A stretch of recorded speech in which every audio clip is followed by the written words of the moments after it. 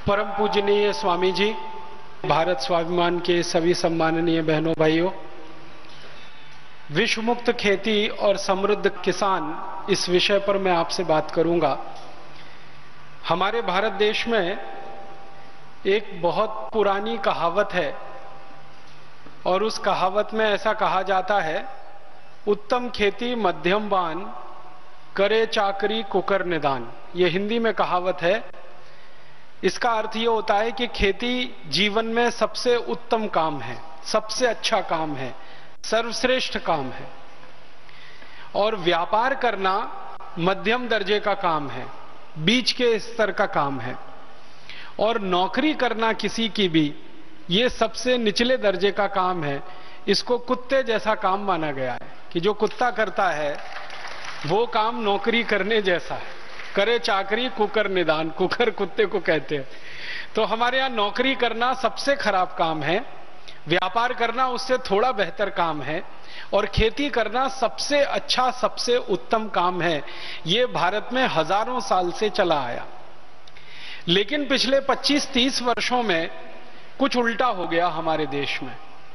पिछले 25-30 वर्षों में ऐसा हो गया है कि खेती सबसे खराब काम है, व्यापार अभी भी मध्यम दर्जे पर है, और नौकरी सबसे अच्छा काम हो गया है। इस देश में जो भी बेरोजगार किसी व्यक्ति को आप मिलेंगे और पूछेंगे भाई क्या करना चाहते हो, तो नौकरी करना चाहता है। अच्छी खासी पढ़ाई लिखाई करके भी नौकरी ही करना चाहता है। बड़े बड़े हमारे देश के विद्यार्थी, बड़े बड़े से मतलब जो इंजीनियरिंग पढ़ते हैं, मैनेजमेंट की पढ़ाई करते हैं, डॉक्टरी की पढ़ाई करते हैं, 5-7 साल लगातार मेहनत करते हैं, लाखों करोड़ों रुपए खर्च करते हैं, उनसे भी पूछो तो वो भी नौकरी करना ही चाहते हैं। किसी न किसी नौकरी में उनको जगह मिल जाए, सरकार की नौकरी हो या निजी क्षेत्र की हो, प्राइवेट सेक्टर की हो, तो नौकरी इस समय सबसे अच्छा काम हो गया भारत में।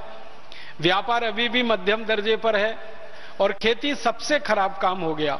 खेती सबसे खराब काम क्यों हो गया हमारे देश में? उसका कारण यह है कि जो खेती सबसे अच्छा हुआ करता था आज से 40 साल पहले, वो अब सबसे खराब है, क्योंकि खेती में खर्चा तो बहुत बढ़ गया, आमदनी नहीं बढ़ी। जिस अनुपात में खर्चा बढ़ा, उस अनुपात में आमदनी नहीं बढ़ी। हमारे किसान जो खेती करते हैं इस देश में, उनका पिछले 20-25 वर्षों में कितना खर्चा बढ़ा है, आप अंदाजा लगाना चाहें तो कुछ आंकड़े बताता हूं। हमारे किसान खेती करते हैं, सबसे ज्यादा खर्चा करते हैं वो urea, DAP, super phosphate, single super phosphate, रासायनिक खाद खरीदने में। ये जो रासायनिक खादें हैं पिछले सालों में कितनी महंगी हुई हैं।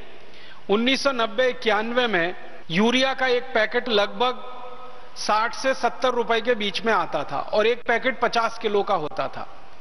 अब 2009 में वो यूरिया का पैकेट खरीदें तो लगभग 270 रुपए का आता है।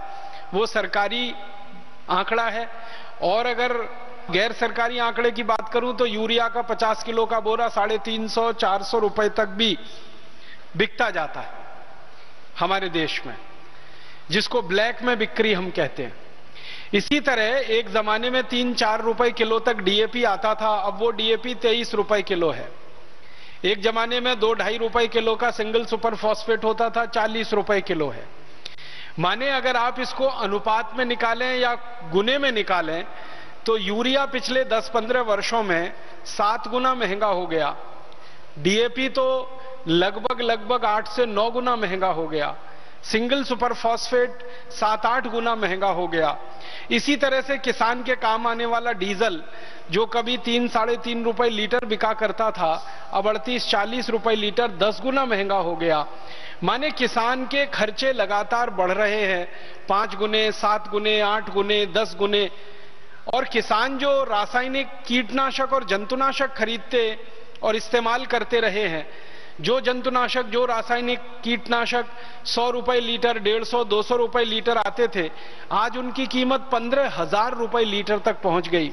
20,000 रुपए लीटर तक हमारे यहां जंतुनाशक और कीटनाशक बिक रहे हैं। तो सैकड़ों गुना महंगा किसानों के लिए जंतुनाशक, कीटनाशक, और कई गुना महंगी खाद, रासायनिक, ये सब किसानों के खर्चे तो बहुत बढ़ गए हैं। लेकिन खेती से होने वाली आमदनी उस अनुपात में नहीं बढ़ रही है। किसान का गेहूं आज से करीब 15-16 साल पहले 7 से 8 रुपए किलो बिकता था, अब वो 10 रुपए किलो है। तो गेहूं के भाव में बढ़ोतरी मुश्किल से मुश्किल 15-20% हुई है और रासायनिक खाद के भाव में बढ़ोतरी 7 से 8 गुना ज्यादा हो गई है।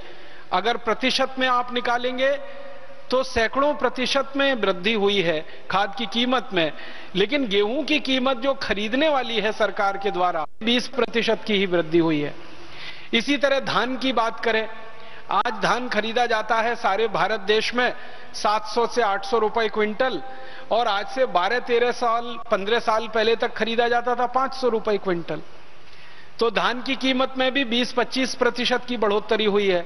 लेकिन धान पैदा करने के लिए जो यूरिया, डीएपी, सुपरफॉस्फेट लगता है या कीटनाशक लगते हैं, उनकी कीमतों में 700-800% की वृद्धि हो चुकी है।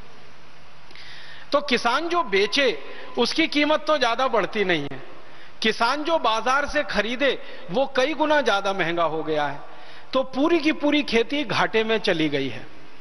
अब इस घाटे की खेती को करने में किसान की जो समस्या आ रही है वो ये कि वो जब भी खेती करता है, फसल निर्माण करता है, फसल उत्पादन होती है, बिक्री होते ही सारा पैसा किसान के हाथ से निकल जाता है। वो या तो खाद खरीदने वाली कंपनियों के जेब में, या कीटनाशक खरीदने वाली बेचने वाली कंपनियों की जेब में, या किसान के लिए बीज बेचने वाली कंपनियों की जेब में। किसान के पास कुछ नहीं बचता। तो दैनिक जीवन के काम चलाने के लिए किसान फिर कर्ज लेना शुरू करता है, फिर कर्ज का ब्याज भरना पड़ता है, फिर और कर्ज बढ़ जाता है, फिर और ब्याज देना पड़ता है। और आपको शायद जानकर यह तकलीफ होगी, दुख होगा कि भारत में किसान अकेला एक समूह है जो चक्रवर्ती ब्याज देता है कर्ज पर। हम शहरों में रहते हैं और शहरों में रहने के लिए मकान बनाना पड़ता है, बैंक से कर्ज लेते हैं, साधारण ब्याज दर पर हमें बैंक का कर्ज मिल जाता है। हम शहरों में रहते हैं, गाड़ियां चाहिए हमको, गाड़ी खरीदने के लिए साधारण ब्याज दर पे कर्ज मिल जाता है। लेकिन किसान अपने खेत में ट्रैक्टर अगर चलाने के लिए ट्रैक्टर खरीदे, बैल खरीदे, किसान जंतुनाशक खरीदे, कीटनाशक खरीदे, उसके लिए कर्ज लेना पड़े सहकारी संस्थाओं से, पत संस्थाओं से, तो चक्रवर्ती ब्याज पे कर्ज मिलता है किसानों को। और आप जानते हैं चक्रवर्ती ब्याज दुनिया में सबसे खतरनाक होती है। मैं एक दिन ऐसे ही मनोरंजन के लिए एक छोटा सा आकलन कर रहा था कि मैं अगर चक्रवर्ती ब्याज की दर पर कहीं से कर्ज ले लूं, मान लीजिए 1% की चक्रवर्ती ब्याज की दर पर 100 रुपए का कर्ज मैं ले लूं, मात्र 1% की चक्रवर्ती ब्याज की दर पर 100 रुपए का कर्ज ले लूं, तो 250 से 300 साल में वो कर्ज इतना हो जाता है कि संपूर्ण भारत देश की पृथ्वी के बराबर का सोना अगर मैं वापस कर दूं तो कर्ज मुक्त नहीं हो सकता। इतना खतरनाक होता है चक्रवर्ती ब्याज का चक्कर। आप में से गणित के कोई विद्यार्थी रहे हो तो आप इसका अंदाजा लगा सकते हैं। हमारा किसान इसी चक्रवर्ती ब्याज के चक्कर में फंसा हुआ है। इस देश का एक भी किसान भाई बहन ऐसा नहीं है जो कर्जदार न हो, क्योंकि खेती में उत्पादन के लिए जो खर्च है वो बहुत ज्यादा और बिक्री के लिए जो लाभ है वो बहुत कम। तो हर एक किसान कर्जे में फंसा है। उस कर्जे के दुष्चक्र में अंतिम नतीजा जो निकलता है किसान के लिए वो ये कि जब वो किसी भी तरह से कर्ज वापस करने की स्थिति में नहीं होता तो उसका घर गिरवी रखता है, उसकी जमीन गिरवी रखी जाती है, उसके पत्नी के गहने जेवर गिरवी रखे जाते हैं, दागिने गिरवी रखे जाते हैं, अंत में गाय बैल भैंस उसके गिरवी रख जाते हैं। और जब सब कुछ गिरवी रख जाता है उसके बावजूद कर्जदार उसके दरवाजे पर आकर, साहूकार उसके दरवाजे पर आकर खड़ा हो जाता है वसूली के लिए, तो किसान को अपनी इज्जत बचाने के लिए एक ही रास्ता है, वो आत्महत्या कर लेता है। हमारे भारत देश में सरकार के आंकड़ों के अनुसार 56,000 किसान हर साल आत्महत्या करते हैं इस देश में। और सरकार खुद मानती है जो एफआईआर के रूप में दर्ज होते हैं वो 56,000 हैं। अगर एफआईआर ना हो और किसानों की आत्महत्याएं हो, सरकार को पता ही ना चले, पुलिस को रिपोर्ट ना कराई जाए, ऐसी आत्महत्याओं को जोड़ा जाए तो वो लाख से ऊपर निकलता है। हमारे देश के जो राज्य जहां सबसे ज्यादा किसानों की आत्महत्याएं हो रही हैं, पंजाब है, उसके बाद हरियाणा है, फिर आप महाराष्ट्र के हैं, महाराष्ट्र है, फिर आंध्र प्रदेश है, फिर कर्नाटक है, तमिलनाडु है, केरल है, ये ऐसे 6-7 राज्य सारे देश में बदनाम हो गए हैं किसानों की आत्महत्या के लिए। भारत सरकार समय समय पर आत्महत्या करने वाले किसानों के परिवारों का सर्वेक्षण कराती है और उन परिवारों से पूछा जाता है कि आखिर अब बताइए आपके घर में, परिवार में आत्महत्या क्यों हुई। तो सभी परिवारों के मुंह से एक ही जवाब सुनने को मिलता है, वो ये कि हमारी पूरी खेती गिरवी रख गई, हमारे गाय बैल भैंस गिरवी रख गए, घर के आभूषण गहने गिरवी रखे जा चुके हैं, संपत्ति के नाम पर हमारे हाथ में कुछ नहीं है, और साहूकार का कर्ज अभी बाकी है वो देना है, बैंक का कर्ज अभी बाकी है वो देना है, और फसल इतनी अच्छी हुई नहीं है कि हम कर्ज पूरा वापस दे सकें। अगली फसल करने के लिए भी जेब में पैसा नहीं है, अगली फसल के लिए कोई बैंक कर्ज देने को तैयार नहीं है, क्योंकि पुराना कर्ज वापस करने की हमारी हैसियत नहीं है। उस स्थिति में क्या करें? आत्महत्या ही एक आखिरी उपाय बचता है। ये जवाब उन सभी किसान परिवारों के मुंह से सुनने को मिला है जिनके यहां आत्महत्या हुई है। आप जानते हैं महाराष्ट्र में विदर्भ नाम का इलाका है जहां पिछले 10 साल में रहता रहा वर्धा सेवाग्राम। ये विदर्भ तो सारे देश में बदनाम हो गया है किसानों की आत्महत्या के लिए। इसी तरह आंध्र प्रदेश का एक बहुत बड़ा इलाका है वरंगल के आसपास का, वो सारे देश में बदनाम हो गया है किसानों की आत्महत्या के लिए। पंजाब में भटिंडा के आसपास का पूरा इलाका है, सारे देश में बदनाम है किसानों की आत्महत्या के लिए। केरल में कासरगोड का इलाका है, पूरे देश में बदनाम है किसानों की आत्महत्या के लिए।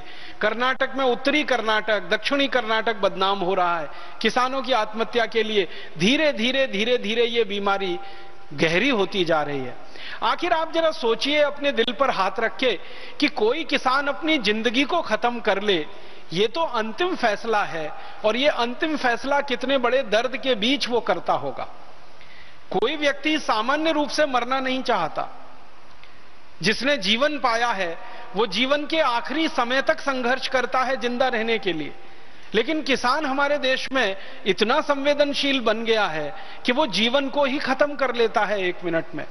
और इससे बड़ी विडंबना क्या होगी कि हमारा किसान जिन दवाओं को लाता है कीड़े मारने के लिए, जंतु मारने के लिए, कीटनाशक मारने के लिए, उन्हीं दवाओं को पीकर वो खुद मर जाता है। इससे बड़ा अफसोस और विडंबना इस देश में क्या हो सकती है।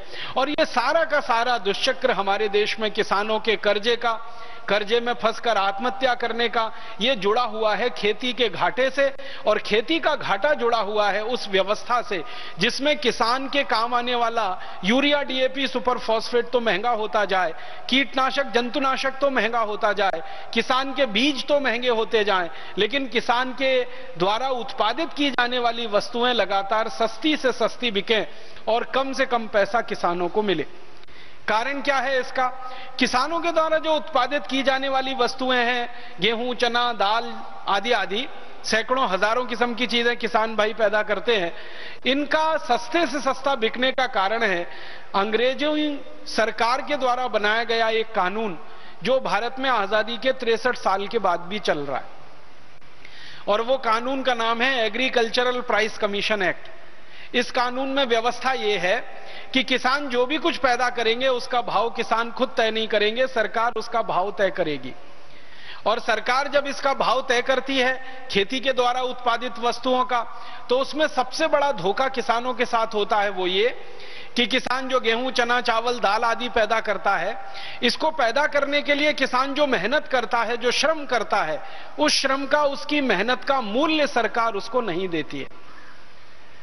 कितनी बड़ी विडंबना है इस देश की कि किसान साल में 365 दिन खेत में काम करता है, और उसको जब फसल का भाव तय करने के लिए सूत्र बनाया जाता है, उसमें किसान की मेहनत सिर्फ 2.5 से 3 महीने की जोड़ी जाती है, जबकि किसान पूरे साल खेत में काम करता है।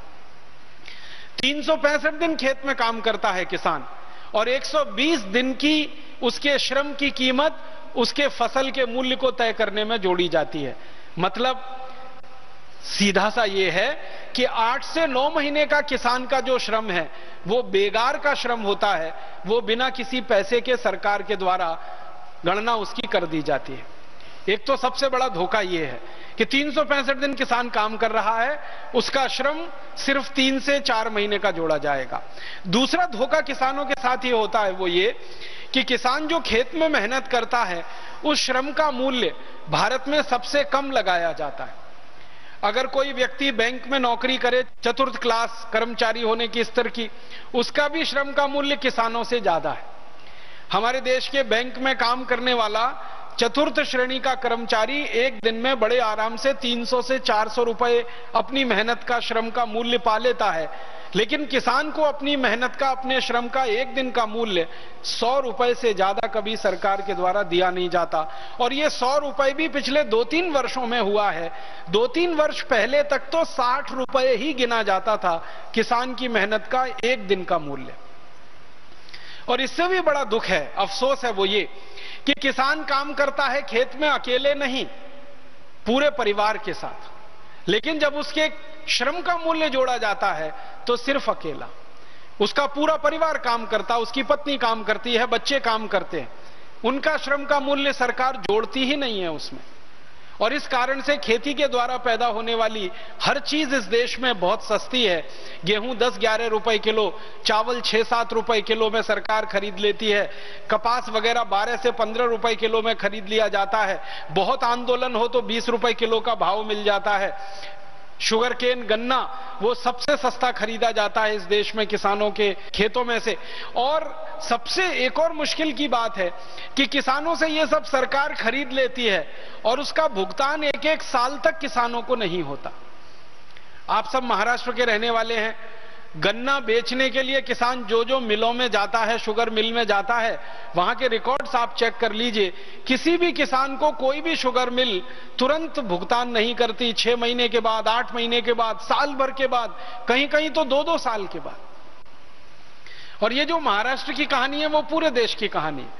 कपास बेच देते हैं किसान, 6-6 महीने, साल भर उनका भुगतान नहीं होता है। सरकार उसको बेचकर मुनाफा कमाती रहती है, धंधा करती रहती है, किसान की जेब में पैसा नहीं आ पाता।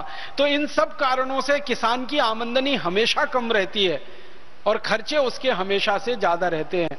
कितनी बड़ी विडंबना है।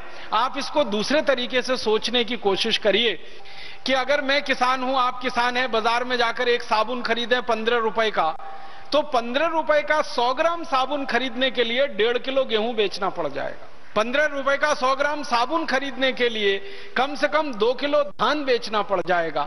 अगर 1.5 किलो गेहूं का मूल्य हम जांचने की कोशिश करें तो 1.5 किलो गेहूं से अगर आटा बना दिया जाए, आटे की रोटी बना दी जाए, तो 2 परिवार के लिए पर्याप्त होगी। तो जितने में 2 परिवार का पेट भर जाएगा, उतने रुपए का गेहूं बेचकर एक 100 ग्राम साबुन हम बाजार से खरीद पाएंगे। मतलब सीधा सा ये है कि साबुन का मूल्य और उसकी कीमत बहुत ज्यादा है, गेहूं का मूल्य और उसकी कीमत बहुत कम है। कारण उसका यही है, साबुन पैदा करने वाले जो उद्योगपति हैं उनको साबुन का भाव तय करने का अधिकार है। किसान गेहूं पैदा करता, धान पैदा करता, उसको अपना भाव तय करने का ही अधिकार नहीं है। और तय भी करे तो सरकार इस फॉर्मूले से तय करती है कि उद्योगों में पैदा होने वाली वस्तुओं की कीमतें अलग तरीके से तय की जाती हैं, खेती में पैदा होने वाली चीजों की कीमतें बिल्कुल अलग तरीके से तय की जाती हैं। उद्योगों में जो श्रमिक काम करते हैं उनका श्रम मूल्य बाजार के हिसाब से होता है, और किसान जो खेतों में काम करता है उनका श्रम मूल्य सबसे कम होता है। इसलिए किसान के ऊपर यह अत्याचार है और इसलिए खेती अभी घाटे का सौदा होती चली जा रही है। खेती के घाटे का सौदा होने का जो सबसे बड़ा कारण हम लोगों को समझ में आता है वो ये कि किसान के द्वारा खरीदा जाने वाला रासायनिक खाद, जंतुनाशक, कीटनाशक, ये उनका सबसे बड़ा खर्चा है।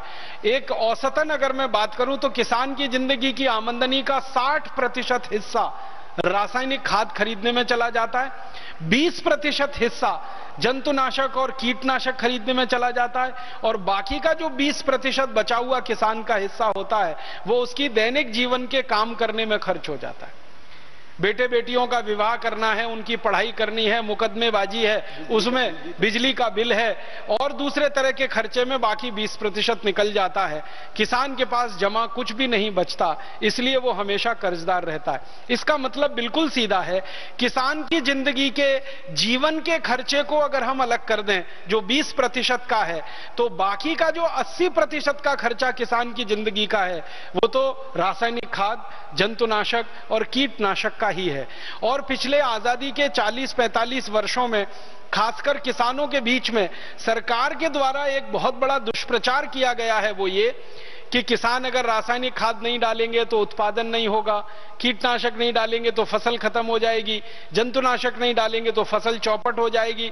तो पिछले 40 साल से भारत के बहुत सारे कृषि वैज्ञानिक और कृषि विश्वविद्यालय हमारे किसानों को यह समझाते चले आ रहे हैं कि आपको तो रासायनिक खाद डालना ही पड़ेगा, आपको तो जंतुनाशक डालना ही पड़ेगा, कीटनाशक डालना ही पड़ेगा, बिना उसके खेत में उत्पादन नहीं होगा। तो ये जो डर और भय हमारे किसान भाइयों के मन में बैठ गया, इस डर और भय का अंतिम दुष्परिणाम यह है कि किसानों की जिंदगी का 80% खर्चा रासायनिक खाद, कीटनाशक और जंतुनाशक में जा रहा है। भारत के बारे में जरा जानने की कोशिश करें कि ये रासायनिक खाद, कीटनाशक, जंतुनाशक कितने बड़े पैमाने पर इस्तेमाल हो रहा है और इसका अंतिम परिणाम क्या हो रहा है। तो भारत सरकार के सन 2004-2005 के जो आंकड़े हैं वो मैं आपके सामने रखना चाहता हूं, क्योंकि अभी 2008 और 2009 के आंकड़े सरकार ने जारी नहीं किए हैं। जो सबसे लेटेस्ट सरकार के डेटा हैं, स्टैटिस्टिक्स हैं, वो 2005 और 2004 के हैं। वो ये बताते हैं कि हर साल भारत के किसान अपने खेतों में 1,90,00,000 मीट्रिक टन रासायनिक खाद अपने खेतों में डाल देते हैं। Urea, DAP, di ammonium phosphate, single super phosphate, ये सब तरह की रासायनिक खाद मिलाकर 1,90,00,000 मीट्रिक टन। अगर इसको हेक्टेयर के हिसाब से निकाला जाए तो भारत के 1 हेक्टेयर खेत में लगभग हर साल 114 किलोग्राम रासायनिक खाद डाली जाती है 1 हेक्टेयर खेत में। और अगर इसको बाहर से आने वाली खाद के साथ जोड़ दिया जाए, सरकार का यह कहना है कि 1,90,00,000 मीट्रिक टन खाद पूरी नहीं पड़ती, इसमें कमी आती है, तो करीब 40 लाख मीट्रिक टन रासायनिक खाद सरकार हर साल विदेशों से आयात करती है। और वो भी इसमें जोड़ दिया जाए तो ये आंकड़ा और बड़ा हो जाता है। अब ये पूरी की पूरी खाद जो हमारे खेतों में डाली जा रही है, इसका मूल्य कितना है और इसके साथ जो कीटनाशक डाले जा रहे हैं उसका मूल्य कितना है, वो भी सरकार के आंकड़ों के हिसाब से मैं आपको बताना चाहता हूं। ये जो खाद डालते हैं रासायनिक, यूरिया, डीएपी, सुपर फॉस्फेट आदि आदि, इसके बारे में सभी वैज्ञानिकों का जो शोध है वो ये कहता है कि जितनी ज्यादा रासायनिक खाद आप डालेंगे उतने ही ज्यादा जीव जंतु आपके खेत के फसल को बर्बाद करेंगे। ये बड़ा अजीब सा है, ये जो संबंध है ना, खाद ज्यादा डालो तो ज्यादा से ज्यादा कीड़े आएंगे, ज्यादा से ज्यादा जंतु आएंगे। अब ज्यादा से ज्यादा जंतु आएंगे तो उनको मारने के लिए फिर जंतुनाशक और डालो, फिर कीटनाशक और डालो। माने खाद ज्यादा डालने का दुष्परिणाम ज्यादा जहर डालना अपने खेत में जंतुनाशक और कीटनाशक के रूप में। हमारे देश के सरकारी आंकड़े बताते हैं, Indian council of agricultural research के 1950-52 में हमारे देश के 1 हेक्टेयर खेत में मुश्किल से 3 किलो रासायनिक खाद पड़ती थी। तब हमारे देश में जंतुनाशक और कीटनाशक सबसे कम बिकते थे। अब हमारे देश के 1 हेक्टेयर खेत में 114 किलोग्राम खाद पड़ जाती है, तो जंतुनाशक और कीटनाशक सबसे ज्यादा बिकते हैं। मतलब सीधा सा ये है कि पिछले 1952 से 2009 के बीच में जितना ज्यादा से ज्यादा यूरिया, डीएपी हमने खेत में डाला है, उतना ही ज्यादा कीटनाशक और जंतुनाशक डालने की जरूरत पड़ी है, क्योंकि उतने ही ज्यादा कीड़े हमारी फसल पर लगना शुरू हुए हैं। ये चक्कर क्या है, ये जरा समझना चाहिए। सरल शब्दों में मैं समझाना चाहता हूं। होता क्या है कि जब हम यूरिया, डीएपी, सुपरफॉस्फेट खेत में डालते हैं तो खेत की मिट्टी में किसान की मदद करने वाले, फसल की मदद करने वाले करोड़ों करोड़ों जीव होते हैं। आपने बचपन में थोड़ा भी विज्ञान पढ़ा होगा, कृषि विज्ञान, तो आपने 2 शब्द पढ़े होंगे, एक मित्र जीव और एक शत्रु जीव। एक मित्र कीट और एक शत्रु कीट। हमारे खेत की मिट्टी में किसानों की मदद करने वाले भी जीव हैं और किसानों को नुकसान पहुंचाने वाले भी हैं। जब हम यूरिया, डीएपी ज्यादा डालते हैं तो किसानों की मदद करने वाले जो मित्र कीट होते हैं वो सब मर जाते हैं, मित्र जीव सब मर जाते हैं। और उनके मर जाने के कारण जो शत्रु कीट और शत्रु जीव हैं वो फसल पर हावी हो जाते हैं और फसल को बर्बाद करने में कोई कसर नहीं छोड़ते। और किसानों को वो नुकसान से बचने के लिए फिर बहुत ज्यादा कीटनाशक और जंतुनाशक डालना पड़ता है और उससे खेती का खर्च बहुत बढ़ता चला जाता है। हमारे देश के खेतों में 1,90,00,000 मीट्रिक टन जो रासायनिक खाद डाला जा रहा है, उसके कारण हर साल 90,000 मीट्रिक टन कीटनाशक और जंतुनाशक डालना पड़ता है। अब 90,000 मीट्रिक टन जंतुनाशक और कीटनाशक हम खेत में डाल देते हैं और 1,90,00,000 मीट्रिक टन रासायनिक खाद डाल देते हैं। दोनों जहर अगर मिला लिया जाए तो ये कहां पहुंचेगा और किस स्तर पर हमको प्रभावित कर रहा है, इसको जरा समझें। हमारे भारत में 115 करोड़ लोग रहते हैं जो भोजन करते हैं।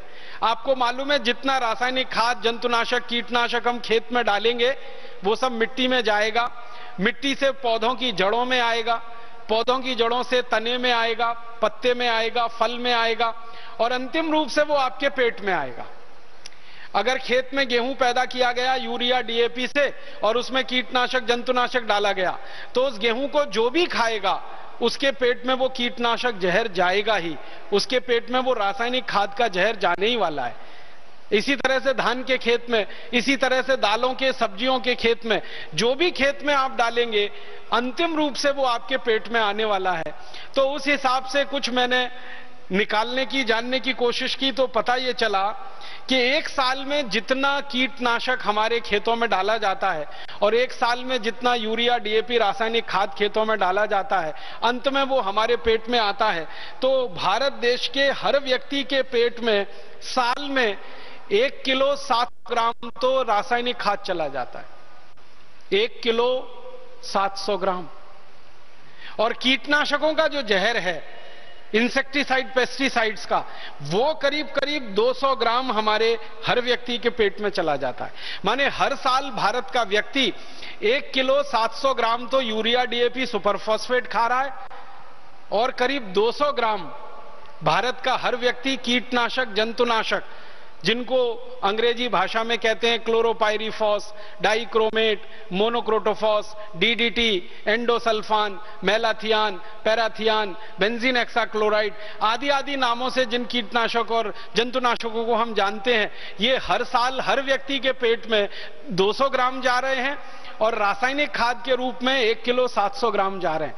अब यह अलग बात है कि भगवान ने आपको 2 अच्छे से किडनी दे रखी है जो इस जहर की सफाई करती रहती है। और अगर जहरीले कीटनाशक और जंतुनाशक की बात करें तो किलो किलो, क्विंटल के क्विंटल 100 साल की उम्र तक आदमी खाता ही है। और इसका अंतिम दुष्परिणाम क्या है कि आप जब ये यूरिया खा रहे हैं, डीएपी खा रहे हैं, सुपरफॉस्फेट खा रहे हैं और जहरीले कीटनाशक, जंतुनाशक खा रहे हैं तो अंत में आपके शरीर को जो बीमारियां हो रही हैं और उससे जो मौतें पूरे देश में हो रही हैं वो हमारे लिए बहुत ही दर्दनाक है। हमारे देश में 5 से 7 लाख लोग कैंसर से हर साल मर रहे हैं, सरकार के आंकड़े हैं और रिपोर्टेड केस हैं।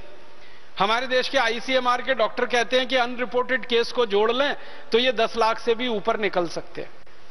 हमारे देश में करोड़ों लोग डायबिटीज के शिकार हैं, करोड़ों लोगों को हाइपरटेंशन है, ब्लड प्रेशर की बीमारी है, करोड़ों लोगों को अस्थमा है, दमा है, ब्रोंकियल अस्थमा है, घुटनों का दर्द है, कमर का दर्द है, कंधों का दर्द है, जोड़ों का दर्द है। आपको मालूम है किडनी फेलियर के लाखों लाखों जो केस हमारे यहां आ रहे हैं, ये सारी की सारी बीमारियों के जड़ में अगर कोई है तो रासायनिक खाद, कीटनाशक और जंतुनाशक का भोजन जो रोज आप खा रहे हैं। हर आदमी हिंदुस्तान में आधा मिलीग्राम जंतुनाशक रोज खा जाता है, चाहे सब्जी को कितना भी धोकर आप पकाएं। आप सभी माताएं बहनें ये कहेंगी हम तो सब्जी को बहुत अच्छे से धो लेते हैं और बहुत अच्छे से गर्म पानी में धो लेते हैं। कई बहनें तो उनको कुछ घोल डालकर, पोटेशियम परमैंगनेट के घोल में डालकर धो लेती हैं। आप कितना भी धो लीजिए, आधा मिलीग्राम जहर तो रोज जाना ही है आपके शरीर में सब्जियों के माध्यम से। और यही जहर इकट्ठा होते होते आपको भयंकर बीमारियों का कारण। हमारे देश में कई विशेषज्ञों ने कुछ गंभीर शोध किए हैं। मैं उनकी 2-3 बातें जो बहुत महत्व की हैं आपसे कहना चाहता हूं कि आजकल हमारी माताओं में और पुरुषों में नपुंसकता की जो बीमारी बहुत तेजी से बढ़ी है। बहुत सारी माताएं, बहुत सारे पुरुष बच्चा पैदा करने में असमर्थ हैं, संतान का सुख लेने में असमर्थ हैं। इसका मूल जो कारण है वो जंतुनाशक और कीटनाशक का भोजन है। फिर हमारे देश में ब्रेन कैंसर, फिर हमारे देश में ब्लड कैंसर, इन दोनों के सबसे ज्यादा जो केसेस बढ़ रहे हैं उसका कारण जंतुनाशक, कीटनाशक और जहरीला रासायनिक भोजन है। फिर हमारे यहां डायबिटीज के बारे में सबसे ज्यादा शोध की है जिन वैज्ञानिकों ने। उनका कहना है कि डायबिटीज 200% ज्यादा खतरा पैदा कर देती है उन लोगों को जो जहरीले जंतुनाशक और कीटनाशक का खाना खाते हैं। माने एक व्यक्ति अगर सामान्य खाना खाता है जिसमें जहर नहीं है और दूसरा व्यक्ति जो जहर वाला खाना खाता है, कीटनाशक और जंतुनाशक और रासायनिक खाद का, तो जो जहर वाला खाना खा रहा है उसको 200% ज्यादा संभावना है डायबिटीज होने की बनिस्बत की उसके के जो शुद्ध खाना खा रहा है। इसी तरह कैंसर के बारे में कहते हैं 300% ज्यादा संभावनाएं हैं कैंसर होने की जो जहरीला भोजन खा रहे हैं अपने जीवन में। न्यूरोलॉजिकल डिसऑर्डर आपको बहुत ज्यादा होने की संभावना है, तो ये जहरीले कीटनाशक जंतुनाशक। वैज्ञानिकों ने अब तक जो शोध की है वो बताते हैं 48 किस्म की ऐसी बीमारियां जिनका इलाज नहीं है दुनिया में किसी पैथी के पास, एलोपैथी के पास आदि आदि जो प्रचलित चिकित्सा पद्धति है सारी दुनिया में। 48 ऐसी बीमारियां जो सबसे गंभीर मानी जाती हैं जिसमें cancer, diabetes, hypertension, asthma, bronchial asthma, tuberculosis और आपका न्यूरोलॉजिकल डिसऑर्डर्स और ब्रेन के बहुत सारे प्रॉब्लम्स, ये सब जहरीले कीटनाशक जंतुनाशक का दुष्परिणाम है। तो खेतों में डाला जाता है यूरिया, डीएपी, अंत में आता है हमारे शरीर में दुष्परिणाम हमको होता है। खेतों में डाला जाता है जहर, एंडोसल्फान, मेलाथियान, पैराथियान, अंत में हमारे शरीर में आता है जहर बनके और हमको दुष्परिणाम करता है। तो भारत के 115 करोड़ लोगों का भोजन तो जहरीला हो ही गया है और उस जहर के कारण हमें जो बीमारियों के ठीक होने पर खर्चा करना पड़ता है, बार बार स्वामी जी के मुंह से आप सुनते हैं 7 लाख करोड़ रुपए का दवाओं का खर्चा हमारा बढ़ गया है। ये 7 लाख करोड़ का सारा खर्चा एक ही दुष्परिणाम में से निकल रहा है और वो है जहरीली खेती, विषयुक्त खेती, खेतों में डाले जाने वाला रासायनिक खाद और कीटनाशक और जंतुनाशक। ये तो एक दुष्परिणाम है। दूसरा दुष्परिणाम है वो किसानों को प्रत्यक्ष है। किसानों को दुष्परिणाम क्या है? किसानों की जिंदगी के खून पसीने की कमाई का लगभग लाखों करोड़ों रुपया, अगर ठीक ठीक से मैं कहूं तो 4,80,000 करोड़ रुपया किसानों की जिंदगी के खून पसीने की कमाई का ये रासायनिक खाद और जहरीले कीटनाशक खरीदने में बर्बाद हो जाता है। किसानों का खर्चा हो रहा है 4,80,000 करोड़ यूरिया, डीएपी और जंतुनाशक कीटनाशक खरीदने में, और वो सारा का सारा हमारे शरीर में आता है। फिर हमें बीमारियों का इलाज कराने में खर्च करना पड़ रहा है करीब 7 लाख करोड़। अगर दोनों खर्चे को मिला दिया जाए तो लगभग 12 लाख करोड़ रुपए हमारे देश का सीधे बर्बाद हो रहा है खेतों में जो यूरिया, डीएपी और कीटनाशक का जहर डाला जा रहा है उसके कारण। और आप जानते हैं ये 12 लाख करोड़ रुपए की रकम कितनी बड़ी रकम है। ये भारत सरकार के एक साल के बजट से 2 लाख करोड़ रुपए ज्यादा है। भारत का एक साल का बजट 10 लाख करोड़ का है, उससे भी 2 लाख करोड़ रुपए ज्यादा की रकम हमारी खर्च हो रही है ये यूरिया, डीएपी, सुपर फॉस्फेट आदि आदि का खेतों में इस्तेमाल करने से। तो एक तो प्रत्यक्ष नुकसान है वो किसानों को, और दूसरा परोक्ष नुकसान है वो भारत के 115 करोड़ नागरिकों को। और एक तीसरा नुकसान है वो ये कि ये 4,80,000 करोड़ रुपए जो किसानों के द्वारा खर्च किया जाता है, इस खर्चे में भारत सरकार लगभग 1,20,000 करोड़ की सब्सिडी देती है यूरिया, डीएपी और कीटनाशकों पर, और वो सब्सिडी का सारा खर्चा सरकार आपकी जेब में से निकालती है टैक्स के रूप में। तो तीसरा खर्चा आपकी जेब पर डाका सरकार के द्वारा। आप सरकार को टैक्स देते हैं विकास का काम करने के लिए, उस टैक्स के पैसे में से 1,20,000 करोड़ रुपए सरकार खर्च कर देती है यूरिया, डीएपी और कीटनाशक कंपनियों को दे देते हैं वो, ताकि किसानों को ये आसानी से और सस्ता उपलब्ध हो जाए। तो आपकी जेब से भी पैसा जा रहा है, किसान की जेब से भी पैसा जा रहा है, अंत में आप बीमार पड़ रहे हैं, वो पैसा भी आपको लाखों करोड़ों में खर्च करना पड़ रहा है। तो आप बोलिए कि ये जहरीली खेती और ये विषयुक्त खेती जो हमारे देश में चल रही है, इससे लाभ किसको हो रहा है? लाभ सिर्फ एक जगह हो रहा है, और वो बड़ी बड़ी विदेशी कंपनियों को जो ये जहरीले रासायनिक कीटनाशक बेच रही हैं और हमारे देश में जहरीले रासायनिक खाद बेच रही हैं। अमेरिका की सैकड़ों कंपनियां हैं जो भारत में ये व्यापार पिछले 40 साल से कर रही हैं। अमेरिका के अलावा यूरोप के देशों की सैकड़ों कंपनियां हैं जो ये व्यापार भारत में पिछले 40 साल से कर रही हैं। आपको एक अमेरिकन कंपनी का नाम जरूर मैं लेना चाहूंगा कि अमेरिका की ऐसी ही एक कंपनी भारत में व्यापार करने आई थी, उसका नाम था यूनियन कार्बाइड। उसने भोपाल में एक कारखाना लगाया था और वो कारखाना जहरीला कीटनाशक बनाने के लिए ही था। उस कारखाने में से 40 मीट्रिक टन जहरीली गैस निकली थी, मिथाइल आइसोसाइनेट, और उस गैस के निकलने के कारण 3 दिसंबर 1984 की रात को 1 घंटे के अंदर 3000 लोग तड़प तड़प के मौत की नींद में सो गए थे। और सरकारी आंकड़ों के अनुसार कुल मिलाकर 17,000 लोग उसमें मरे थे और 1 लाख से ज्यादा लोग हमेशा के लिए विकलांग हो गए थे। वो एक अमेरिकन कंपनी की कहानी यूनियन कार्बाइड। इसी तरह से अमेरिका की एक कंपनी बायर, इसी तरह से अमेरिका की एक कंपनी पार्क डेविस, सैकड़ों सैकड़ों अमेरिका की कंपनियां इस देश में जहरीले कीटनाशक का व्यापार कर रही हैं और उन कंपनियों को सबसे ज्यादा मुनाफा हो रहा है। जो पैसा किसान खर्च कर रहे हैं कीटनाशक जंतुनाशक खरीदने में, वो सारा इन कंपनियों की जेब में जा रहा है।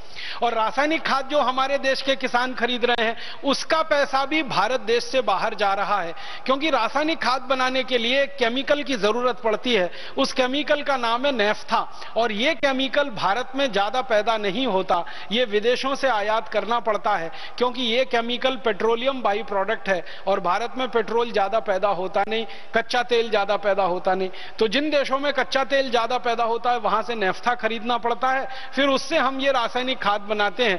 तो अंत में सारा का सारा पैसा किसानों की जेब से निकलकर विदेशों में या किसानों की जेब से निकलकर विदेशी कंपनियों के खातों में जमा हो रहा है। माने हर साल का जो हम 12 लाख करोड़ रुपया फालतू में बर्बाद कर रहे हैं इस देश का, वो या तो अमेरिका को समृद्ध बना रहा है, अमेरिकन कंपनियों को समृद्ध बना रहा है, यूरोप की कंपनियों को समृद्ध बना रहा है, किसानों को गरीब और कंपनियों को अमीर, ऐसा बनाने की व्यवस्था हमारे देश में चल रही है। और मुझे बहुत अफसोस है ये कहते हुए कि जिन बड़ी बड़ी विदेशी अमेरिकन यूरोपियन कंपनियों का ये कीटनाशक जंतुनाशक हमारे देश में बिकता है, आप ये बोलेंगे आखिर ये किसान उसको खरीदते क्यों हैं, जरूरत क्या है? तो मैं आपको बताऊं कि इन कंपनियों के बड़े बड़े एजेंट गांव गांव में घूमते रहते हैं और किसानों को ये समझाते रहते हैं, देखो ये बहुत अच्छा कीटनाशक आया, ये बहुत अच्छा जंतुनाशक आया, एक स्प्रे करो तो सब कीड़े मर जाते हैं, एक स्प्रे करो तो सब जंतु मर जाते हैं, और धीमे से कहते हैं बस कीमत इसकी 15,000 रुपए लीटर है।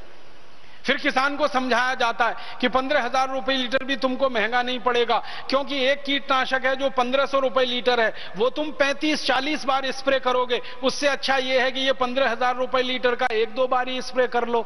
तो इस तरह के कैलकुलेशन में किसानों को फंसाकर वो कंपनियां अपना खूब माल बेच लेती हैं और किसान भोले वाले सीधे साधे उसको खरीद लेते हैं।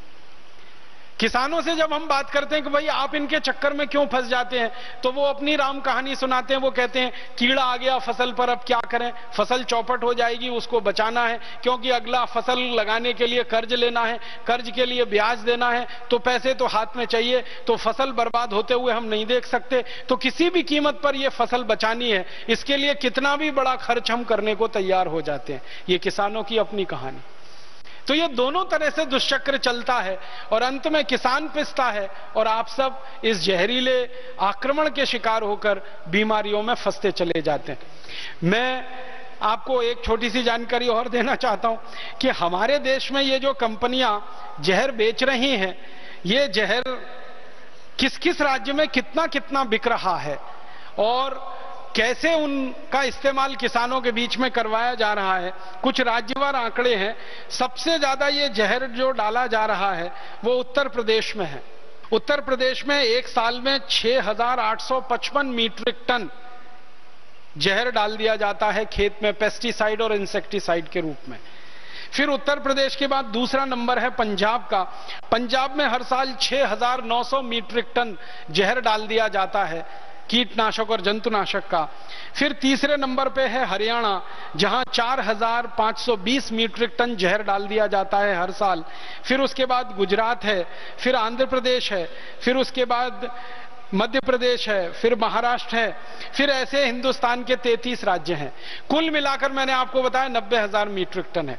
जो कीटनाशक, जंतुनाशक डाले जाते हैं, उनमें जो सबसे ज्यादा डाला जा रहा है डीडीटी। डीडीटी के बारे में मैं आपको एक जानकारी बता दूं, वो ये कि दुनिया के 56 देशों में डीडीटी बनाना, डीडीटी बेचना दोनों कानूनन जुर्म है। और कई देशों में तो इतना सख्त कानून है कि डीडीटी बेचते हुए कोई पकड़ा जाए तो 20 साल की सजा हो जाती है, 20 साल की कैद हो जाती है। ऐसे 56 देशों में डीडीटी बंद है, और ये बंद हुए भी कम से कम 20-25 साल हो गए। तो दुनिया के 56 देशों में जो डीडीटी बंद है बनाना बेचना, वो डीडीटी भारत में धड़ल्ले से बन रहा है और धड़ल्ले से बिक रहा है और धड़ल्ले से इस्तेमाल किया जा रहा है और अंत में आपके शरीर में आ रहा है। सबसे ज्यादा इस्तेमाल हो रहा है डीडीटी का। फिर दूसरे नंबर पर सबसे ज्यादा इस्तेमाल हो रहा है एंडोसल्फान का। फिर तीसरे नंबर पर सबसे ज्यादा इस्तेमाल हो रहा है मेलाथियान का। फिर बेंजीन हेक्साक्लोराइड, क्लोरोपाइरीफॉस, फिर लिंडेन, फिर मोनोक्रोटोफॉस। ऐसे ऐसे करीब करीब 786 किस्म के तो पेस्टिसाइड इस्तेमाल हो रहे हैं और 212 किस्म के इंसेक्टिसाइड इस्तेमाल हो रहे हैं। अगर कुल मिलाकर देखेंगे तो 1000 से ऊपर जहर अलग अलग नामों से हमारे देश में बेचे जा रहे हैं और किसानों के द्वारा खेत में डाले जा रहे हैं। एक और जो गंभीर बात है जो मैं आपसे कहना चाहता हूं कि ये जहर में जो करीब 1100 किस्म के कीटनाशक और जंतुनाशक भारत में डाले जा रहे हैं, इनमें से 50% जंतुनाशक और कीटनाशक उन देशों में पूरी तरह से बंद हैं जिन देशों की कंपनियों के द्वारा भारत में बेचे जा रहे हैं। जैसे अमेरिका की बहुत सारी कंपनियां भारत में वो जहरीले कीटनाशक बेच रही हैं जो अमेरिका में बनाना और बेचना जुर्म है। जर्मनी की बहुत सारी कंपनियां हमारे यहां ऐसे कीटनाशक बेच रही हैं जो जर्मनी में बनाना और बेचना बंद है। हमारे देश में ब्रिटेन की बहुत सारी कंपनियां, हॉलैंड की बहुत सारी कंपनियां, डेनमार्क की बहुत सारी कंपनियां ऐसे जहरीले कीटनाशक भारत में बेच रही हैं जो उनके देशों में 20 साल से बंद हैं। माने जिन चीजों को वो अपने यहां पैदा नहीं करते, बिकवाते नहीं, उनको भारत में ला लाकर उनकी कंपनियां डंप कर रही हैं, बेच रही हैं और भारत को पूरा विष का भंडार धीरे धीरे उन्होंने बना दिया है। मैं आपको एक बहुत गहरी बात कहना चाहता हूं, वो ये कि दुनिया भर के वैज्ञानिक जो पिछले 40 साल से कीटनाशक और जंतुनाशकों पर शोध कर रहे हैं, पेस्टिसाइड, इंसेक्टिसाइड पे काम कर रहे हैं, सभी वैज्ञानिकों का एक ही निष्कर्ष है, वो ये कि जो भी जहर हम खेत में डालते हैं कीड़े मारने के लिए या जंतु मारने के लिए, वो मात्र अपने लक्ष्य में 2% ही काम में लगता है। 98% जहर तो प्रदूषण बढ़ाने में खर्च हो जाता है। इसको और समझाऊं सरल भाषा में, मान लीजिए खेत में कोई कीड़ा आके बैठ गया, कोई फसल है उस पर कोई कीड़ा आ गया, मान लीजिए नाम लेके कहता हूं अमेरिकन बोलवॉर्म आ गया। कपास के पौधे पर सबसे ज्यादा लगने वाला हमारे यहां कीड़ा है, उसको अमेरिकन बोलवॉर्म कहते हैं। ये आ गया, लग गया। अब इसको मारने के लिए जो जहर छिड़का जाएगा, वो पूरा जहर अगर 10 लीटर है, कल्पना करिए, या 100 लीटर है, तो 100 लीटर में 2 लीटर ही जहर काम में आएगा कीड़े को मारने के लिए। 98 लीटर जहर चला जाएगा मिट्टी में, पानी में और हवा में, जो प्रदूषण करेगा मिट्टी, पानी और हवा को। माने मात्र 2% ही काम में आता है कीटनाशक और जंतुनाशक। 98% तो मिट्टी को खराब करता है, पानी को खराब करता है, हवा को खराब करता है। आप पूछेंगे जी मिट्टी को कैसे खराब करता है? वो तो सीधे सीधे है कि सारा जहर मिट्टी में जाकर मिलेगा और मिट्टी में यह जहर सैकड़ों सैकड़ों साल तक स्थापित रहता है, वो खत्म नहीं होता। और जानते हैं ये चक्र कैसे चलता है? मिट्टी में चला गया सारा जहर, कीड़े को मारने में काम आया 2%, 98% चला गया मिट्टी में। फिर बारिश हुई, बारिश का पानी मिट्टी पर गिरा, पानी के साथ वो बहता हुआ कीटनाशक आ गया नदियों में, और नदियों से बह बहकर वो कीटनाशक चला गया आपके जमीन के नीचे पानी के रिसाव के साथ, और जमीन के नीचे के पानी में जाकर वो जहर अगर मिल गया तो वो भूमिगत पानी में जहर मिल गया। अब वो भूमिगत पानी को आप निकालेंगे पंप के द्वारा, और पंप के द्वारा वो निकालेंगे और वो पानी फिर आप पिएंगे तो वो जहर अंत में आपके पेट में आ गया। क्योंकि आप जानते हैं नदियों का पानी सीपेज के माध्यम से जमीन के नीचे रिश्ता रहता है और उसके साथ कीटनाशक चले जाते हैं। और दूसरी एक कल्पना करिए कि खेतों में बहुत ज्यादा कीटनाशक का और जंतुनाशक का जहर डल गया, यूरिया डीएपी का जहर डल गया, बारिश का पानी गिरा, पानी के साथ ये जहर मिलते हुए गांव के तालाब में इकट्ठा हो गया। और गांव के तालाब में पशु पानी पीने जाते हैं, फिर पशुओं ने वो पानी पिया तो पशुओं के शरीर में चला गया, और पशुओं के शरीर में चला गया तो उनके खून में आ गया, और उनके खून में आ गया तो उनके दूध में आ गया, फिर वही पशु का दूध आप पी रहे हैं तो और ज्यादा जहर आपके पेट में आ गया। आप खेत में से पैदा हुआ गेहूं चावल चना दाल खा रहे हैं, सब्जियां खा रहे हैं, उसके द्वारा पेट में आपके जहर आ रहा है, वो तो एक बात है। जमीन के पानी के माध्यम से आ रहा है वो दूसरा है, और तीसरा पशुओं का दूध आप पी रहे हैं, दूध के माध्यम से वो जहर आपके पेट में आ रहा है, वो तीसरा तरीका है।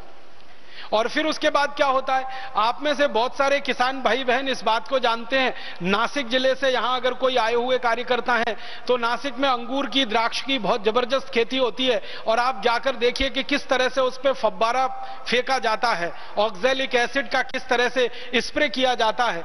कई जगह तो मैंने देखा मेरी आंखों से कि जहर भरा डब्बा और अंगूर का वो गुच्छा लटकता रहता है ना, डब्बा ऐसे कर देते हैं, पूरा गुच्छा उसमें डुबो देते हैं, और वो इतना खराब है कि अंगूर को धो लो 10 बार 20 बार 25 बार फिर भी धुलता नहीं है। बाजार से जब आप अंगूर खरीदेंगे तो उस पर सफेद सफेद सफेद सफेद आपको स्पष्ट दिखाई देता है। वो सीधे जहर हम खाते हैं, हमारे घर में आने वाले मेहमानों को भी खिलाते हैं।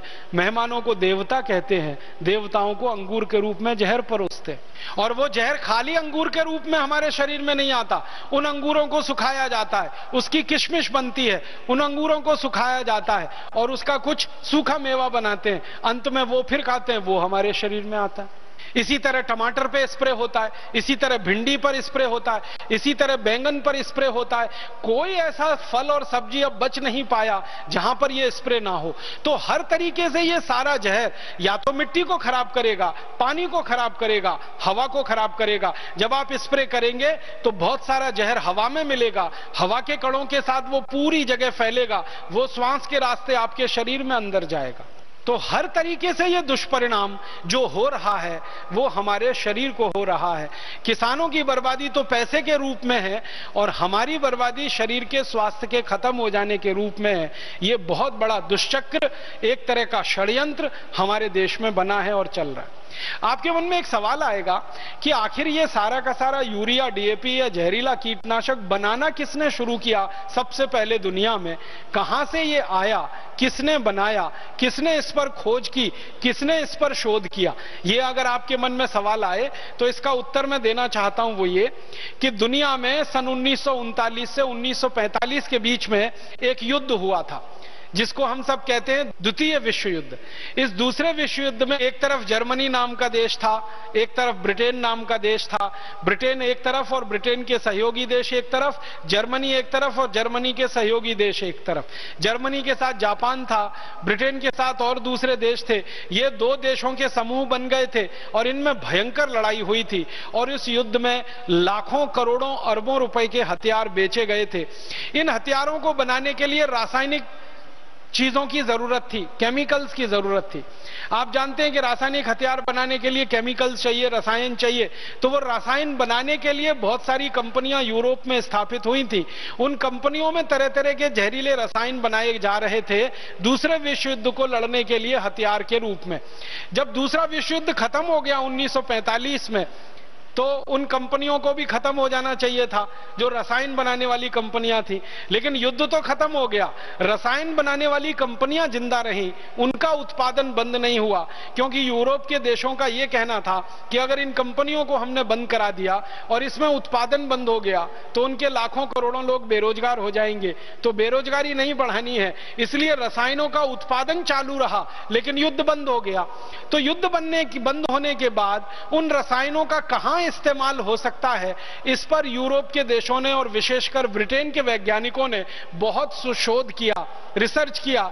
रिसर्च करके, शोध करके उनको पता चला कि जिन जहरीले रसायनों का इस्तेमाल करके बम बनाए जा सकते हैं, उन्हीं जहरीले रसायनों का इस्तेमाल करके खाद भी बनाया जा सकता है, यूरिया बनाया जा सकता है, डीएपी बनाया जा सकता है। जिन जहरीले रसायनों का इस्तेमाल करके केमिकल वेपन्स बनाए जा सकते हैं, उन्हीं जहरीले रसायनों का इस्तेमाल करके पेस्टिसाइड, इंसेक्टिसाइड बनाया जा सकता है। तो वहां से यह उत्पादन दूसरी तरफ डाइवर्ट कर दिया गया। पहले जो उत्पादन लग रहा था बम बनाने में, जहरीले रासायनिक हथियार बनाने में, वो सारा उत्पादन लग गया फिर जहरीली रासायनिक खाद बनाने में, कीटनाशक और जंतुनाशक बनाने में। और आपको एक मजेदार बात मैं ये बताना चाहता हूं कि रासायनिक बम बनाने के लिए जो केमिकल लगते हैं वही केमिकल यूरिया बनाने के लिए लगते हैं।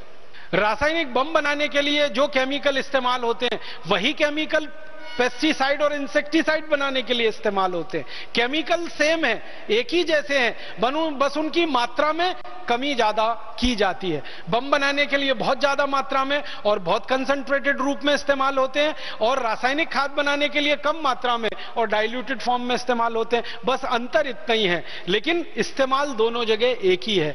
तो पूरी की पूरी रासायनिक उद्योग जो यूरोप और अमेरिका के थे वो यूरिया, डीएपी और कीटनाशक बनाने में लग गए और उन्होंने अंधाधुंध उत्पादन किया। फिर उनके सामने समस्या ये आई कि इस उत्पादन को बेचा कहां जाए, तो उस उत्पादन को लेकर वो भारत में आ गए। और भारत के नेताओं से ज्यादा हिंदुस्तान में कोई ऐसा व्यक्ति नहीं है जिनको फुसलाना आसान हो। सबसे आसानी से फुसलाया जा सकता है या भ्रमित किया जा सकता है तो इस देश के नेता और मंत्रियों को किया जा सकता है, या खरीदा जा सकता है पैसे से तो नेताओं को खरीदा जा सकता है। तो यूरोप के देशों की टीम आने लगी 1950 और 60 के दशक में, और भारत के नेताओं को यह समझाना उन्होंने शुरू किया कि आप केमिकल फर्टिलाइजर खरीदो हमसे, पेस्टिसाइड खरीदो, इंसेक्टिसाइड खरीदो, खेतों में डलवाओ, इतना फायदा, इतना फायदा, इतना फायदा। और भारत के नेता फंस गए इस दुष्चक्र में। थोड़ा बहुत उनके रिश्वत के लालच में उन्होंने तुरंत हरी झंडी दिखा दी और यूरोप से ये सारा कचरा, रसायन भारत में आना शुरू हो गया। अब भारत के किसानों ने इसका इस्तेमाल किया नहीं, तो सरकार ने एक योजना बनाई और उस योजना के लिए इस देश में एक विभाग खड़ा किया गया जिसका नाम है खंड विकास विभाग, ब्लॉक डेवलपमेंट डिपार्टमेंट। उसमें एक अधिकारी नियुक्त किया गया जिसको आजकल कहते हैं बीडीओ, ब्लॉक डेवलपमेंट ऑफिसर। इस अधिकारी का एक ही काम होता था गांव गांव जाना, किसानों को फुसलाना और उनके खेत में यूरिया डलवाना। किसान डालते नहीं थे यूरिया, तो ये जो बीडीओ स्तर के अधिकारी होते थे ये किसानों को कहते थे मुफ्त में ले लो, मुफ्त में डालो, तो भी किसान तैयार नहीं होते थे, तो जबरदस्ती उनके खेतों में डलवाते थे। और यूरिया एक ऐसा जहर है जैसे शराब होती है ना, किसी आदमी को जिसने जिंदगी में कभी शराब ना पी हो, जबरदस्ती एक दो बार आप पिला दो, फिर ऐसा चस्का लगता है कि वो खरीद के पीने लगता है। वैसे ही हमारी मिट्टी के साथ हुआ। हमारी मिट्टी ने हजारों साल से कभी ये रसायन को चखा नहीं था, इसका स्वाद नहीं मालूम था। मिट्टी में जबरदस्ती ये डाला गया रासायनिक खाद और कीटनाशक, मिट्टी को उसका स्वाद लग गया और मिट्टी फिर व्यसनी हो गई और वो जहरीली होती चली गई। फिर किसानों ने खरीद खरीद के डालना शुरू किया। पहले किसान एक पैकेट डालता था 50 किलो का, फिर 1 एकड़ में 2 पैकेट, फिर 3 पैकेट, अभी तो 10-10, 12-12 पैकेट 1-1 एकड़ में डाल देते हैं यूरिया, डीएपी का। ये कहानी शुरू हुई यूरोप की कंपनियों को मुनाफा दिलाने के लिए। दूसरे विश्व युद्ध में जो रसायन बनाए थे उनका क्या इस्तेमाल किया जाए युद्ध खत्म होने के बाद, उसका दिमाग लगाकर उन्होंने जो रास्ता निकाला वो अंत में जाकर खत्म हुआ भारत के खेतों पर, और उसने बर्बाद कर दिया हमारी करोड़ों हेक्टेयर जमीन को और लाखों करोड़ों किसान को। ये कहानी वहां से शुरू होकर यहां तक आई, और अब इस कहानी में पूरे देश के किसान फंस गए हैं, सरकारी विभाग और तंत्र फंस गए हैं। तब अब समस्या के समाधान के रूप में हमारे सामने प्रश्न है कि हम क्या करें। एक रास्ता तो ये है कि ये जो जहरीली खेती चल रही है पूरे भारत देश में, इसको चलने दिया जाए। ये जो जहरीली खेती पूरे देश में निकल पड़ी है किसानों के खेत से, इसको आगे बढ़ाया जाए। एक तो ये है, हम सब खामोश बैठे रहें, चुपचाप बैठे रहें, जो चल रहा है उसको चलने दिया जाए। एक दूसरा विकल्प ये है कि ये जो जहरीली खेती हो रही है पूरे देश में, खराब हो रही है हमारी जमीन, खराब हो रही है हमारी हवा, खराब हो रहा है हमारा पानी, बढ़ रहा है हमारा प्रदूषण, बढ़ रहा है जहर हमारे शरीर में। इतना जहर बढ़ गया है हमारे शरीर में कि दिल्ली में all India institute of medical sciences ने कुछ माताओं के दूध का परीक्षण किया तो माताओं के दूध में डीडीटी निकला। इतना जहर बढ़ गया। ये जहर की 2 कहानियां मैं जरूर सुनाना चाहूंगा, अंदाजा लगे आपको। भारत देश में ये पंजाब हमारे बिल्कुल पड़ोस में है, वहां का एक छोटा सा गांव है, मैं वहां गया हूं। उस गांव का नाम है हरि किशनपुरा। छोटा सा गांव है पंजाब का, बठिंडा के नजदीक का। हरिकिशनपुरा गांव में मैं गया तो आपको हैरानी होगी, मुझे बहुत हैरानी हुई। गांव के बाहर एक बोर्ड लगा हुआ था बहुत बड़ा, उस पर गुरुमुखी भाषा में कुछ लिखा हुआ था। मैंने एक पंजाबी गुरुमुखी जानने वाले मेरे सहयोगी को पूछा, मैं पूछा ये क्या लिखा है, गांव के बाहर बड़ा सा बोर्ड लगा है। तो उसने बड़ी गंभीरता से कहा कि राजीव भाई इस पर लिखा हुआ है ये हरिकिशनपुरा पूरा का पूरा गांव बिकने के लिए तैयार है, कोई खरीदार हो तो संपर्क करे। आपको तो इस पे हंसी आएगी, लेकिन मुझे तो रोना आ गया।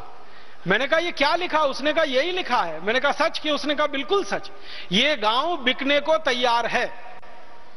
तो क्यों? तो उन्होंने कहा ये तो नहीं मालूम, गांव में चलो तो पूछते। तो हम गांव में गए, एक सरदार जी से सबसे पहले मुलाकात हुई। हमने उनको पूछा कि आपके गांव के बाहर बोर्ड लगा है कि गांव बिकाऊ है, बिकने को तैयार है।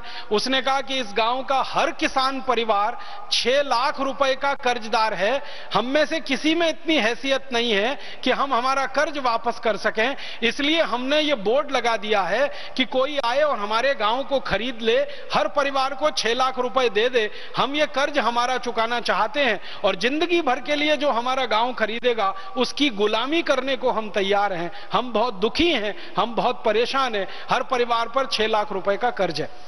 वो भाई को हमने पूछा ये कर्ज कैसे हो गया? तो उन्होंने कहा इस गांव की मुख्य फसल है वो कपास है, और कपास की फसल पर 35 बार हमको स्प्रे करना पड़ता है जहरीली दवाओं का। 35 बार कपास की फसल पर 35 बार स्प्रे करना पड़ता है। क्यों? तो उन्होंने कहा इतने कीड़े आते हैं, इतने जंतु आते हैं कि हमारी फसल पूरी खराब हो जाती है, इसलिए 35 बार स्प्रे करते हैं। और स्प्रे करने के लिए दवाएं खरीदते हैं, 15-15 हजार रुपए लीटर की दवाएं खरीदते हैं, उसका स्प्रे करते हैं। कई बार वो स्प्रे भी फेल हो जाता है, फसल भी चौपट हो जाती है, साहूकार से कर्ज लेकर अगली फसल लगानी पड़ती है। इस चक्कर में हमारा कर्ज हर परिवार पर 6 लाख रुपए हो गया। फिर वो सरदार जी को मैंने पूछा कि आज से 40 साल पहले आपके यहां खेती करते थे तो भी ऐसे ही स्प्रे करते थे? उन्होंने कहा बिल्कुल नहीं करते थे, 40 साल पहले तो कोई स्प्रे नहीं करता था। क्यों? क्योंकि फसल पे कीड़ा लगता ही नहीं था। तो मैंने वो सरदार जी से ही पूछा कि आप याद करके बताओ, 40 साल पहले फसल पे कीड़ा नहीं लगता था, क्या करते थे आप ऐसा, और अब इतना कीड़ा लगता है, क्या करते हो ऐसा? तो सरदार जी ने बहुत सोचकर बताया, तो कहा कि 40 साल पहले हम गाय बैल भैंस का गोबर और उसका मूत्र खेत में डालते थे तो हमारे फसल पर कीड़ा नहीं लगता था। अब हमने यूरिया डीएपी डालना शुरू किया तो इतना कीड़ा लगता है कि हम कीड़े को मारने की दवा खरीद खरीद के कर्जदार हो चुके हैं। ये हरिकिशनपुरा गांव की कहानी है। और आपको यह सुनकर और दुख होगा कि ये हरिकिशनपुरा जैसा भारत में कोई एक गांव नहीं है, ऐसे भारत में हजारों गांव हैं जो इतने कर्जे में डूबे हुए हैं, बिकने को तैयार हैं। मैं विदर्भ में 10 साल रहा हूं, 10 साल में विदर्भ में मैंने 100 से ज्यादा गांव देखे हैं जहां इसी तरह के बोर्ड लगे हुए हैं, ये गांव बिकाऊ है, ये गांव बिकाऊ है, क्योंकि गांव के किसानों पर कर्ज बहुत हो गया। ये एक कहानी।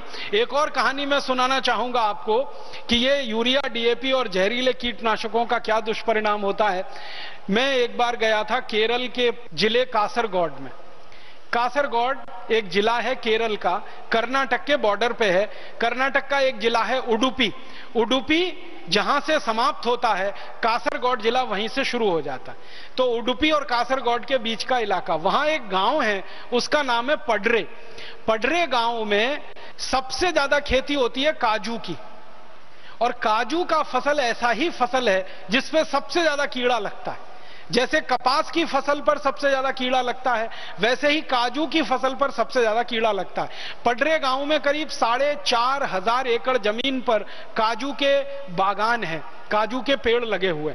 तो उसमें क्या होता है, 20 साल से वहां के किसान जो काजू की खेती करते हैं वो एक हेलीकॉप्टर किराए पे लेते हैं और उसमें जहरीले कीटनाशक जिसका नाम एंडोसल्फान है वो हेलीकॉप्टर में भरा जाता है और पूरे गांव के काजू के पेड़ पर जो 4,700 एकड़ में है वो छिड़का जाता है एंडोसल्फान, 20 साल से लगातार।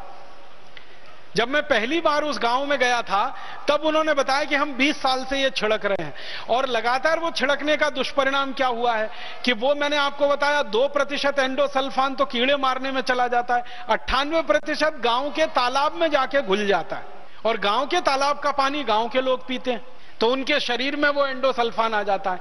परिणाम ये हुआ है कि पिछले 20 वर्षों से पडरे गांव में कोई भी नया बच्चा पैदा नहीं हुआ है। ताली मत बजाइए इस पे। 20 साल से नया बच्चा पैदा नहीं हुआ है। नपुंसकता इतनी अधिक है उस गांव में, स्त्री और पुरुषों में बच्चे पैदा होने की संभावना नहीं। पुरुषों के वीर्य में शुक्राणु नहीं है, माताओं को अंडाणु नहीं बन रहे हैं। और उस पर रिसर्च करने के लिए Indian council of medical research की जब टीम गई, एक बहुत बड़े वरिष्ठ डॉक्टर के नेतृत्व में, डॉक्टर मोहन कुमार उनका नाम है, उन्होंने जब पूरे गांव के लोगों का ब्लड सैंपल लिया तो पता चला कि गांव के लोगों के खून में एंडोसल्फान नाम का कीटनाशक घुस गया है। और जितना मनुष्य की सहन करने की शक्ति है, जिसको हम टॉलरेंस लिमिट कहते हैं, उससे 40 गुना ज्यादा है। ये गांव के लोगों का खून रक्त परीक्षण जब किया तो डॉक्टर मोहन कुमार की टीम ने ये पाया। और वो टीम ने फिर बताया कि ये खून में इतना ज्यादा एंडोसल्फान है, इन लोगों को तो